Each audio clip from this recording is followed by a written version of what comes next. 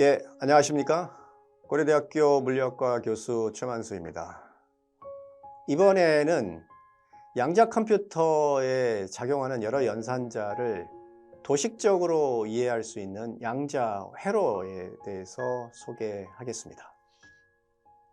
자, 우선 지금까지 여러 가지 몇 편에 걸쳐서 설명을 드린 것이 양자 상태, 그 다음에 양자 연산자, 그 다음에 측정, 이런 것들을 설명을 드렸습니다. 이런 것들을 조합을 해서 퀀텀 컴퓨팅이 가능하겠죠. 그래서 이런 것들을 이제 그대로 수식으로 조합을 하면 잘 눈에 들어오지 않기 때문에 이걸 도식화해서 이해하는 방법이 양자 회로입니다. 그것들을 간단한 것부터 예를 한번 보도록 하겠습니다.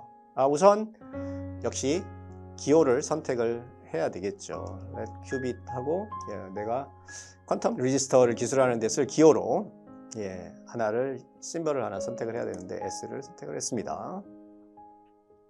그리고 자 이제 인풋으로 내가 큐빗 우선은 간단하게 한 3개를 고려를 해서 이렇게 하면 인풋으로 이렇게 3개가 있습니다. 그래서 여기 보시면 맨 왼쪽이 인풋입니다. 지금 다 모든 큐빗 3개가 다 cat0로 초기화 되어 있습니다. 그리고 그 초기화 된 상태에서부터 이 선이 이렇게 나오고 있는데 이 선이 오른쪽으로 가는 게 시간의 흐름을 뜻합니다. 지금은 이제 시간이 이제 흘러가고 있는데 아무 연산을 안 해줬기 때문에 그대로 그 상태 그대로 흘러가게 되겠죠. 이게 어쩌면 가장 간단한 형태의 양자 회로입니다. 그래서 양자 회로는 이렇게 인풋을 주고 실행을 하면 그림으로 그것을 표현을 해줍니다. 근데 그림으로 표현을 하면 우리는 거기서 어떤 일들이 벌어지고 있는지를 금방 알 수 있죠. 지금 이 그림에서 보면 큐빗이 초기화되어 있고 그 다음에 아무 일도 안 일어나는구나 금방 알 수가 있습니다. 근데 경우에 따라서는 어떤 일들이 벌어지는 거는 한눈에 볼 수가 있지만 최종 그런 것들의 조합의 최종 결과가 뭔지는 잘 알 수가 없는 경우가 많아요. 그런 경우에는 계산을 할 수밖에 없습니다. 이런 계산은 이 퀀텀 서킷에 직접 일레버레이트라는 지난번에 한번 나왔던 함수입니다. 일레버레이트라는 함수를 쓰면 결과를 그대로 보여줍니다. 아무것도 안 일어났기 때문에 모든 큐빗이 0으로 초기화된 그대로 출력을 해주고요.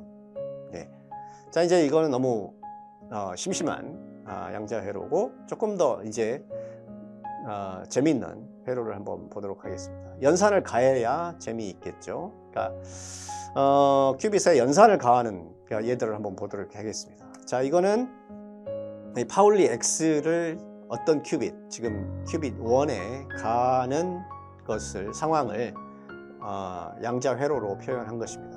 지금 이거는 인풋은 명시를 하지 않았어요. 그러니까 인풋이 뭐가 오든 작용할 준비가 되어 있는 거죠. 지금 연산자만 표현을 하고 있습니다. 자 여기는 큐빗이 2개가 있는데 큐빗 1과 2에 하다마드 게이트를 순차적으로 적용을 했습니다. 근데 하다마드 게이트는 같은 하다마드인데다가 또 작용하는 큐빗이 다르기 때문에 어떤 걸 먼저 해도 순서에 상관이 없습니다. 그러니까 뭐 이런 경우에는 어떤 하다마드 게이트를 먼저 해도 상관이 없으니까 좀 한 곳에 몰아서 한꺼번에 처리하는 게 공간을 컴팩트하게 사용하는 방법이겠죠. 그래서 그런 경우에는 이렇게 퀀텀 서킷에 이렇게 집합을 써서 혹은 리스트를 써서 이렇게 조합을 한꺼번에 묶어서 넣어주면 이렇게 마치 동시에 작용하는 것처럼 그려집니다. 이것은 실제로 양자 컴퓨터에서 동시에 수행할 수 있기도 하겠지만 그거보다는 순서에 상관없다라는 것을 뜻합니다. 우리가 지금까지 여러 개 큐빗에 같은 오퍼레이터를 할 때 입력을 저런 식으로 일일이 하지 않는다고 그랬죠. 이렇게 큐빗이 다른 큐빗의 인덱스만 집합으로 만들고 다른 것은 중복을 피하는 방법이 있죠. 여러 가지 큐빗에 작용하는 하다마디게이트 동시에 이렇게 지칭할 수가 있습니다. 이 방법을 쓰면 위에서 얻었던 방식을 그대로 쉽게 얻을 수가 있습니다. 역시 마찬가지로 이 경우에는 굉장히 간단하지만 전체 오퍼레이터를 다 하면 계산을 하면 뭐가 될지 알아보고 싶으면 이 일리버레이터라는 함수를 쓰면 오퍼레이터 형식으로 바꿔집니다. 그림이 아니라 이 그림을 우리가 계산하는 데 쓰는 오퍼레이터 형식으로 이렇게 바꿔서 주고, 실제로 이게 일일이 계산한 거 곱하기를 통해서 계산한 것과 비교를 해볼 수가 있는데요. 비교를 해보면 두 개 정확히 같다는 걸 알 수 있습니다. 또 오퍼레이터로 바꿨기 때문에 그 오퍼레이터를 행렬 표현으로 바꿀 수도 있겠지만, 아예 그냥 저 양자회로를 직접 매트릭스라는 함수를 쓰면 이렇게 직접 바로 바꿀 수가 있습니다. 이 매트릭스라는 함수는 Q3의 함수는 굉장히 스마트하죠. 그러니까 뭐 벡터에도 적용해도 되고, 오퍼레이터도 적용해도 되고, 양자회로에도 적용해도 되고, 뭐든 상관없습니다. 다 그러니까 스마트하게 알아서 거기에 맞게 칼럼 벡터나 매트릭스로 바꿔주니까 우리 쓰는 사람 입장에서는 별로 그냥 신경 안 쓰고 그냥 쓰면 되겠습니다. 또 하나, 지금 아까 이 양자회로는 인풋 상태가 뭐인지 명시를 하지 않았습니다. 그러니까 일종의 오퍼레이터죠. 이걸 다 하면은 여기서 표현한 것처럼 오퍼레이터인데, 그러면 오퍼레이터로 바꿔서 다른 스테이트 벡터에 작용을 해볼 수도 있을 텐데, 그렇게 뭐 복잡하게 혹은 지루하게 오퍼레이터로 변환한 다음에 그 오퍼레이터를 작용할 수도 있겠지만, 그냥 Q3 이 양자회로를 Q3라고 하는 양자회로 저장해 놓은 거 있으니까 그거를 마치 그냥 오퍼레이터라고 생각을 하고 바로 작용시켜도 계산을 해줍니다. Q3는 상당히 스마트해서 이렇게 할 수가 있고요. 그래서 이 베이시스에 컴퓨터 일일 베이시스를 준비를 한 다음에 여기에 적용을 하나씩 적용을 해볼 수도 있겠습니다. 물론 중첩된 상태를 넣어도 됩니다. 이렇게 보면 됐는데, 한 가지 특이한 것은 지금 아까 여기 하다마드 게이트를 두 큐빗에 동시에 작용을 했어요. 각각에 작용을 했는데 이게 지금 모든 상태가 제로로 세팅된 초기화된 상태에 적용을 했더니 이렇게 이런 중첩된 상태가 나왔습니다. 이 중첩된 상태는 다름이 아니라 이 두 큐빗의 컴퓨테이셔널 베이시스 상태에 들어있는 모든 상태를 다 조합한 거예요. 이게 하다마드 오퍼레이터의 또 다른 특징 중에 하나입니다. 모든 큐빗을 제로로 초기화를 한 다음에 각각의 하다마드 게이트를 구하면, 그러면 컴퓨테이셔널 베이시스에 있는 모든 원소를 다 더해서 중첩한 상태를 만들어냅니다. 그러니까 굉장히 특이한 조합이고, 이 특이한 중첩 상태는 양자 컴퓨터에 굉장히 흔히 나타납니다. 그러니까 그 이유에 대해서는 나중에 또 다시 한번 설명을 드리겠습니다. 투큐빗 오퍼레이터, 우리 지난 시간에 CNOT을 살펴보았습니다. CNOT도 역시 그대로 양자 회로에 표시를 하면 이렇게 CNOT은 이와 같이 컨트롤 큐빗은 점으로, 그다음에 타겟 큐빗은 이런 형태로 표시가 됩니다. 그러니까 타겟 큐빗을 뒤집어 주기 때문에 타겟 큐빗하고 컨트롤 큐빗이 다르죠. 컨트롤 큐빗은 상태가 바뀌지 않아서 그러니까 점으로만 표시를 하고, 타겟 큐빗은 바뀌기 때문에 이렇게 원으로 표시를 했습니다. 이 상태를 컴퓨테이셔널 베이시스 상태에 하나씩 적용을 해보면 이렇게 지난번에 CNOT을 직접 적용했을 때랑 비슷하게 나오죠. 그러니까 컨트롤 큐빗이 1에 있을 때만 타겟 큐빗의 값을 뒤집어 주는 거죠. 좋습니다. 역시 매트릭스로 바꿔오면 우리 CNOT 연산자를 매트릭스로 바꿨을 때랑 같은 동일한 결과가 나옵니다.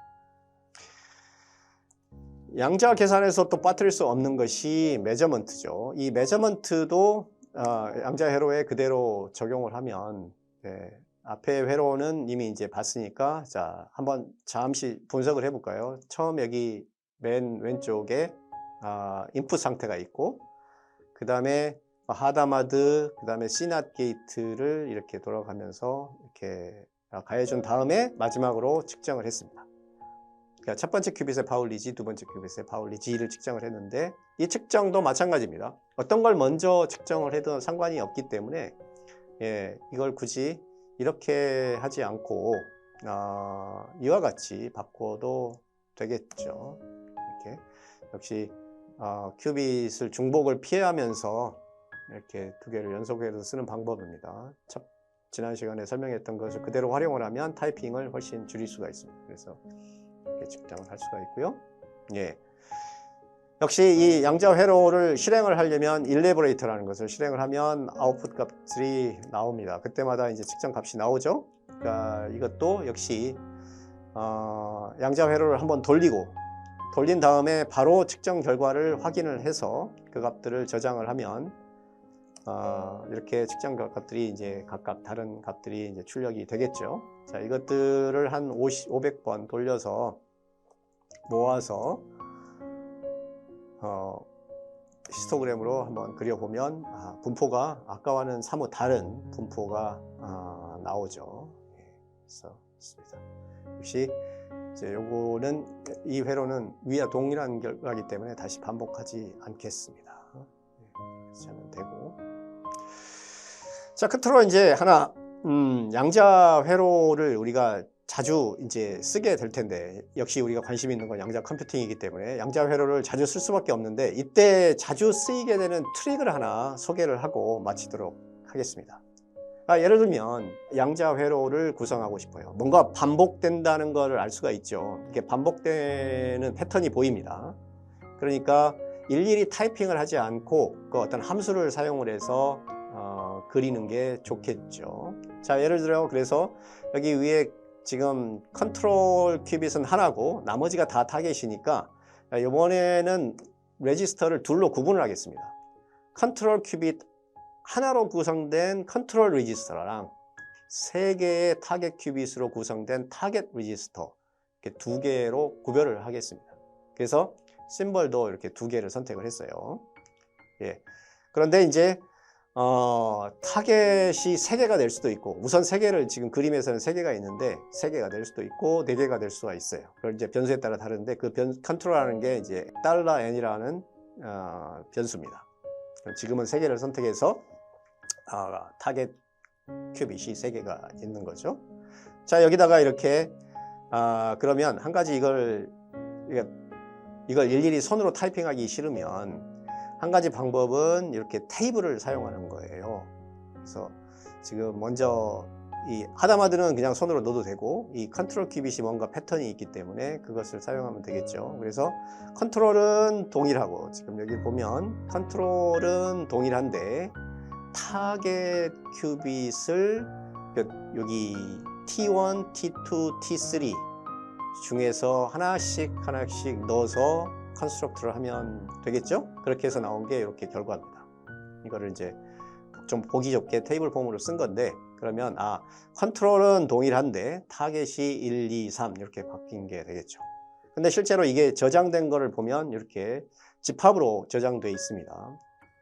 이렇게 하나, 둘, 셋, 3개가 집합에 포함되어 있는데, 그래서 이걸 이렇게 제너레이터에서 집어넣으면 겹쳐버려요.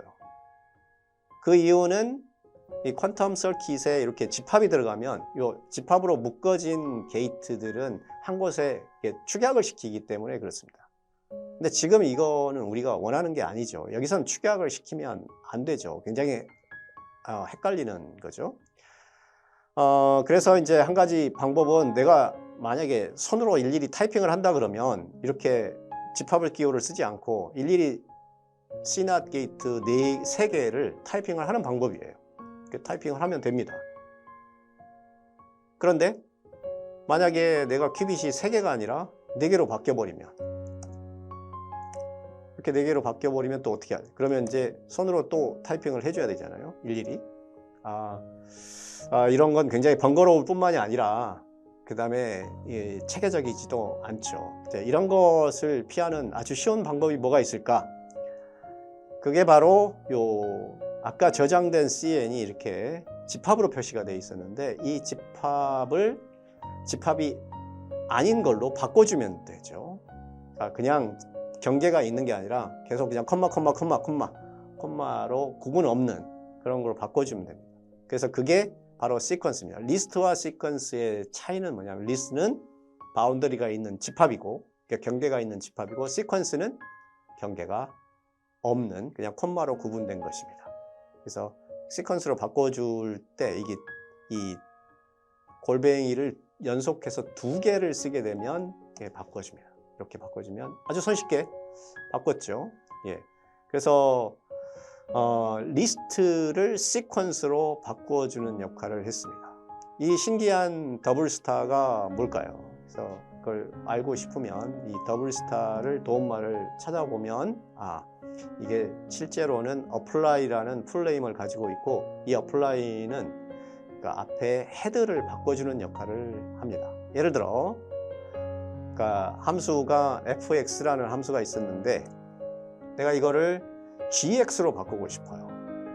그러면 여기다가 g하고 더블 스타를 바꿔주면 그냥 헤드가 g로 바꿉니다. 함수 이름이 내가 원하는 함수 이름으로 바뀌어요. 이럴 때 자주 쓰이게 됩니다. 그러니까 여기서도 원래 CN의 헤드가 리스트라는 것입니다. 리스트인데 이걸 시퀀스로 헤드를 바꿔버리고 싶어요. 함수 이름을 바꿔버리면 되니까 더블 스타를 이용을 해서 이렇게 바꿔버렸습니다. 그러니까 워낙에 이 퀀텀 서킷은 직접 타이핑을 해서 하나씩 게이트를 집어넣어서 그러니까 분석을 하는 게 아니라 다른 계산에서 나온 여러 게이트들을 조합을 해서 도식적으로 분석하려는 것이기 때문에 그러니까 손으로 이렇게 일일이 다룰 수가 없습니다. 그래서 이런 경우에 이렇게 그러니까 골뱅이 2개를 사용을 해서 이렇게 이름을 바꾸는 트릭을 꽤 자주 사용하게 됩니다.